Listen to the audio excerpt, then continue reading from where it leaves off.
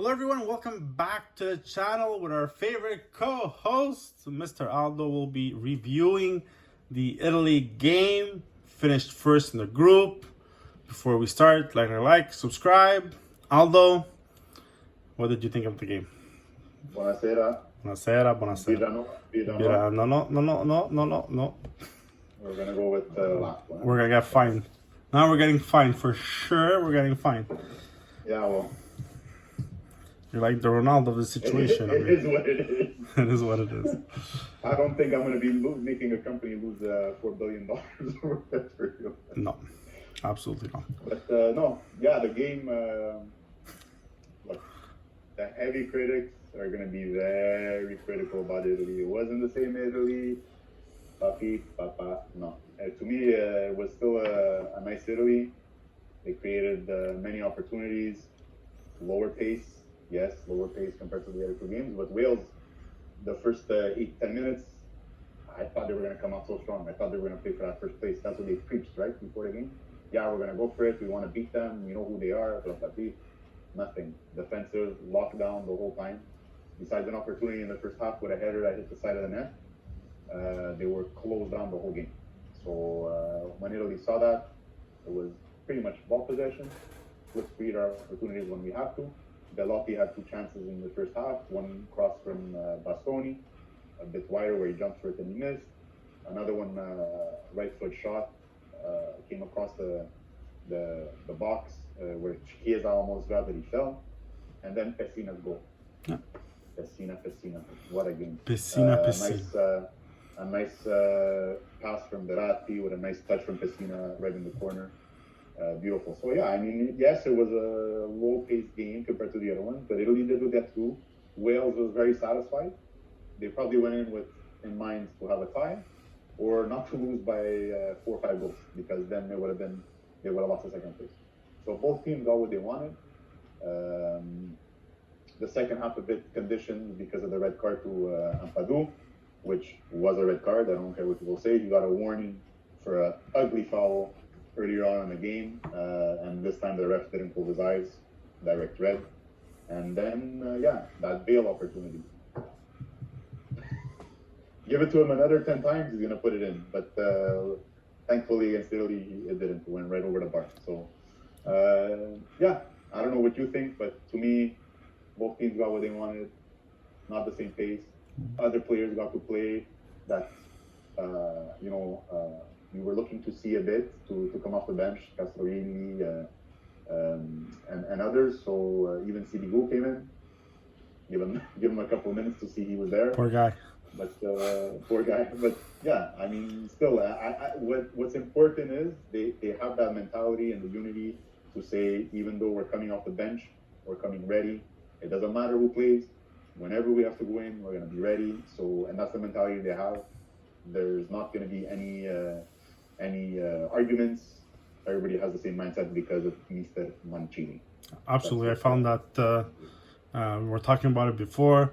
I think having off the bench people like Chiesa, Verratti, Pessina, Bastoni. I think Bastoni should always play. Bonucci, thank you very much. Nice seeing you. I think he would be better with Chiellini. And Verratti, I think if it goes on further, I think he will end up going back into the first 11. I think Locatelli, if he has a so-so game, I think he's the one to come out. But not because he deserves to come out. He's been playing very well. I just think Mancini waited for Verratti to come back. He didn't send him home. I think there was a reason for that, and I think he showed a bit of what that reason was on Sunday. So we'll see. We'll see. I was eating my couch at the beginning with his ball possession. At one point, he had 2 or 3 plays. He held it for so long. And all the players are standing there waiting for the ball. But he adjusted quick. He was so into the game. Like he picked up a lot of balls. He was into it. He was screaming after his teammates. He was like, "Come on, you know what I mean?" He was into it. He was really into it. Bernardeschi, il talismano Juventino, Bernardeschi. If you would play like that, if Juventus had Bernardeschi and Ramsey who played like that all the time, Juventus fans would be in heaven. But they don't. Bernardeschi, He said it before the Euros. Italy let him play, and Juventus don't. So I didn't hear that. Yeah, because they don't make him play in his position. They make him play in this midfield, as a right back, as a this, as a that. The kid is not meant for those positions, right? So it's not his style of play. So, and Ramsey said a bit of the same thing. Ramsey said, I have more liberties with the national team.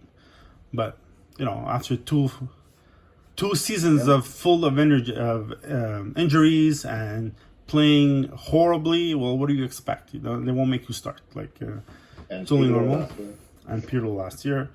And so, that's it. I think coming off the bench, we got a lot of depth. And winners of Group A with Wales second, Switzerland third, and our friend Çalhanoğlu. Grazie, ciao, ci vediamo più tardi. Gone from the Euros. It didn't last 24 hours. He already had a new contract with Inter. So, listen. He didn't even tell Milan. Parentheses, I think it's a great move for Inter. To replace Eriksen for free, I think it's a good move for them. He could pan out like he could be horrible. But as a trequartista, if he plays under Lukaku with the midfield that Inter has, he could be very good. But I think it's a good move for them. A bit of a shitty move on his part. I think he could have done it in a better way. And apparently for a difference of almost $1 million at the end, if you calculated both contracts. So in this case, could Milan have offered the extra $1 million? Or could he have said, you know what, let's meet halfway? I don't know what happened. But at this point... There was bonuses. Sorry? Well, there was bonuses. Milan, apparently, from what I heard, there was bonuses. I don't know if everything is true. So apparently Milan was... It was 4 plus bonuses. Yeah, 4 plus 1 of bonus for 4 years. Inter is 5 for 3 years plus a bonus every year. So at the end, it comes out for $1 million or $1 million something. Something stupid. But they didn't talk about the commissions of the agent and stuff like that. So, anyways, when we do the AC Milan video, we'll definitely talk about it. It's going to come back.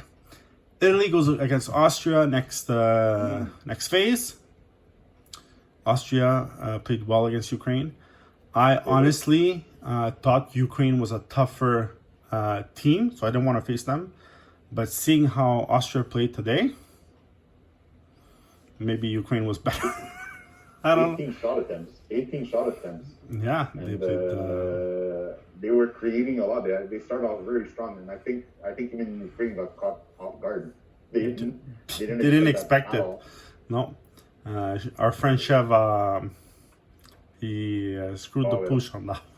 Yeah. Oh boy, but yeah. So we'll see what happens. We'll see with the groups. Obviously, my predictions are shot. We'll do the review of the predictions a bit later on. My prediction, I think for both groups, with Ukraine finishing third, I think they're both shot. Anyways, whatever. We'll see later. Belgium,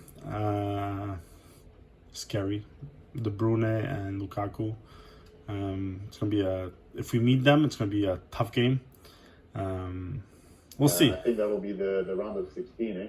Round of 16. That's what it looks like. I mean, if we have Austria, maybe Belgium's gonna get a Slovakia or something like that, depending. But I think that's gonna be the quarterfinals is gonna be an interesting one. I don't want to skip any steps because Austria. No, every game has to be played. There's no easy games. Has to be played.